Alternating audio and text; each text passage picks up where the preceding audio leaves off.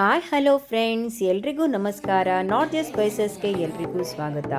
Friends, ಇವತ್ತಿನ ಸಂಚಿಕೆಯಲ್ಲಿ ನಾನು ನಿಮಗೆ ಬೀಟ್ರೂಟ್ ಹೇರ್ ಪ್ಯಾಕನ್ನು ಮಾಡಿ ತೋರಿಸ್ತಾ ಇದ್ದೇನೆ. ಮನೆಯಲ್ಲೇ ನಾವು ನಮಗೆ ಬೇಕಾದ ಹೇರ್ ಪ್ಯಾಕನ್ನು ಮಾಡ್ಕೊಳ್ಬೋದು. ಯಾವ ರೀತಿ ಮಾಡೋದು ನೋಡುವ.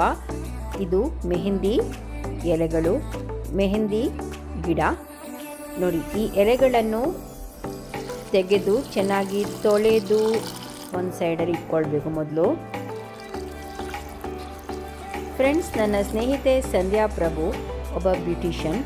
ಇವರ ಜೊತೆ ಕೂಡ ನಾನು ಬೀಟ್ರೂಟ್ ಮೆಹಂದಿ ಬಗ್ಗೆ ಚರ್ಚಿಸಿ ನಿಮ್ಮ ಜೊತೆ ಶೇರ್ ಮಾಡ್ತಾ ಇದ್ದೇನೆ.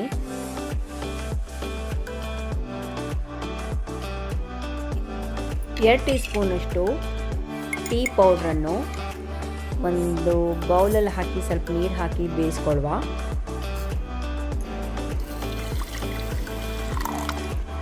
ಒಂದು ಬೀಟ್ರೂಟನ್ನು ನಾನು ಚೆನ್ನಾಗಿ ತುರಿದು ಇಟ್ಕೊಂಡಿದ್ದೇನೆ, ಅದನ್ನು ಕೂಡ ಈಗ ಬೇಯಿಸುವ. ನೋಡಿ, ಚಹಾ ಹುಡಿ ಚೆನ್ನಾಗಿ ಬೆಂದಿದೆ. ಈಗ ಅದನ್ನು ಸೋಸಿ ತೆಗಿಬೇಕು.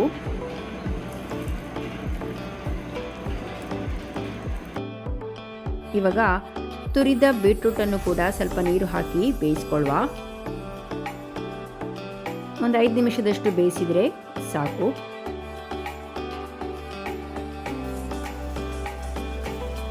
ಬೀಟ್ರೂಟ್ ಬೇಯ್ತಾ ಇದೆ, ಕುದಿ ಬರ್ತಾ ಇದೆ ನೋಡಿ. ಒಂದು ಕುದಿ ಬಂದ ಕೂಡಲೇ ಸ್ಟವ್ ಆಫ್ ಮಾಡ್ಕೊಳ್ಳಿ.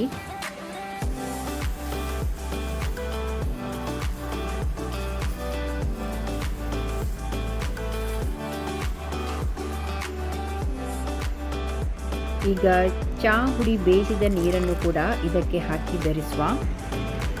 ಫ್ರೆಂಡ್ಸ್, ನಾನು 1 ಟೀ ಸ್ಪೂನಷ್ಟು ಮೆಂತೆ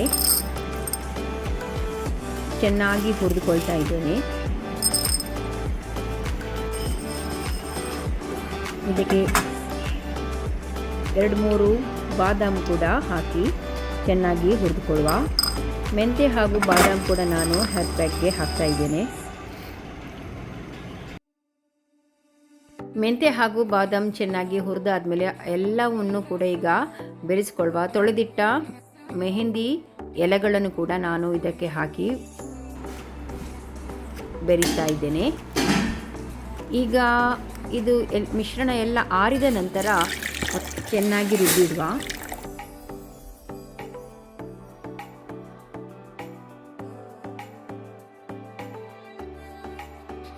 ರುಬ್ಬಿ ಆಯಿತು. ಈಗ ಮಿಕ್ಸಿ ತೊಳೆದ ನೀರನ್ನು ಕೂಡ ಸ್ವಲ್ಪ ಇದಕ್ಕೆ ನಾನು ಹಾಕ್ತಾ ಇದ್ದೇನೆ.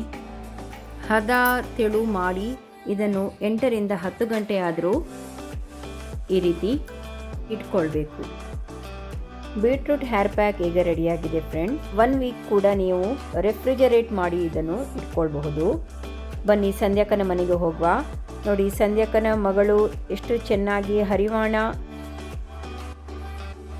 ತೆಂಗಿನಕಾಯಿ ತಟ್ಟೆ ಎಲ್ಲ ಡೆಕೋರೇಟ್ ಮಾಡಿ ಇಟ್ಟಿದ್ದಾಳೆ ನೋಡಿ.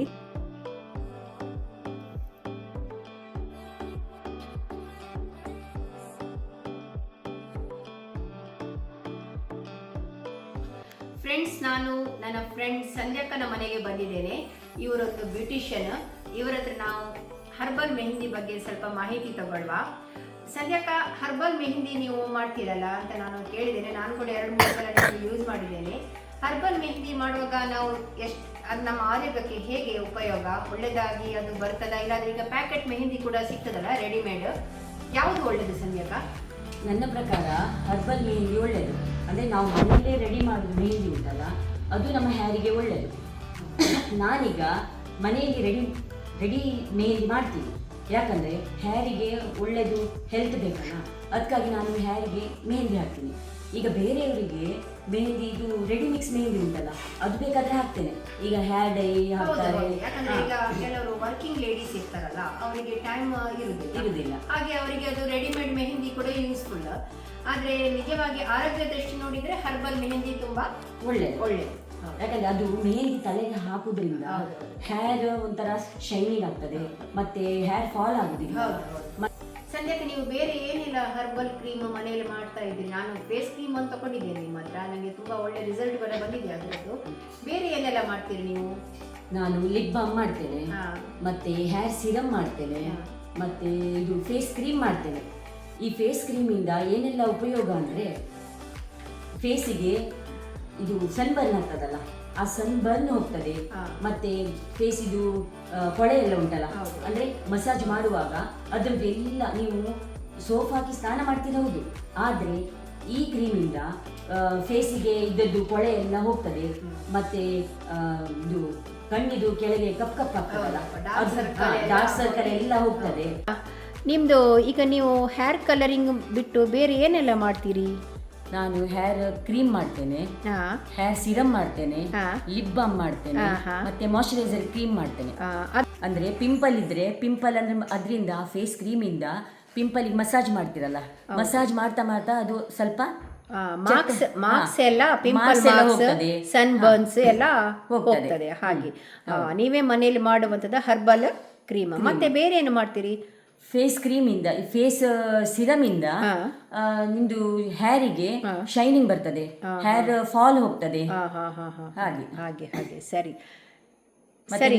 ಲಿಪ್ ಬಾಮ್ ಇಂದ ಮಾಡ್ತೀರಲ್ಲ ನಿಮ್ದು ಇದು ಉಂಟಲ್ಲ, ರೋಸ್ ಉಂಟಲ್ಲ, ರೋಸ್ ಇಂದ ಲಿಪ್ ಬಾಮ್ ಮಾಡ್ತೇನೆ. ಮತ್ತೆ ಬೀಟ್ರೂಟ್ ಇಂದ ಇದು ಎಂತ ಮಾಯಶ್ಚರೈಸರ್ ಕ್ರೀಮ್ ಮಾಡ್ತೇನೆ. ಸರಿ ಸರಿ ಫ್ರೆಂಡ್ಸ್, ನೀವೊಮ್ಮೆ ಮನೆಯಲ್ಲಿ ಬೀಟ್ರೂಟ್ ಹೇರ್ ಮಾಸ್ಕನ್ನು ಟ್ರೈ ಮಾಡಿ ಹಾಗೂ ಅದರ ರಿಸಲ್ಟ್ ಬಗ್ಗೆ ನನಗೆ ಕಮೆಂಟ್ ಮಾಡಲು ಮಾತ್ರ ಮರೆಯದಿರಿ. ಎಲ್ಲರಿಗೂ ಧನ್ಯವಾದಗಳು.